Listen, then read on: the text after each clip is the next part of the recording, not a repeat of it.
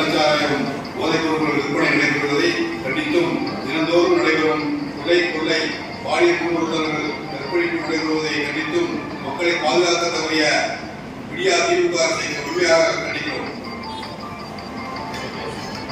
தீர்மானம் 2.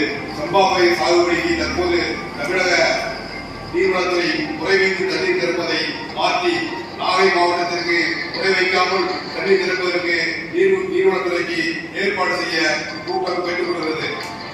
தீர்மானம் 3. விலைவாசி உயர்வு, மின்கட்டணம் உயர்வு, சுத்தி வரி பத்திரப்பதி உயர்வு ஆகியவற்றை கண்டித்தும் இருவரும் 8/10/2024 கலைஞர் கடற்கரையில் நடைபெறும் காலை 10 மணிக்கு நடைபெறும் மனித சங்கிலி போராட்டத்தில் அனைவரும் கலந்து கொண்டு சிறப்பிக்க கூட்டம் கேட்டுக்கொள்கிறது. தீர்மானம் 4.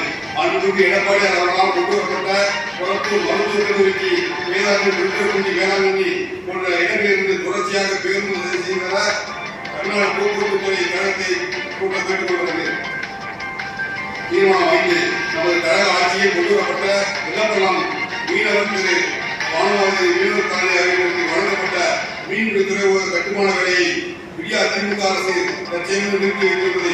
இது உடனடியாக மீண்டும் வேலையை துவங்கிட இக்கூட்டம் கேட்டுக்கொள்கிறது.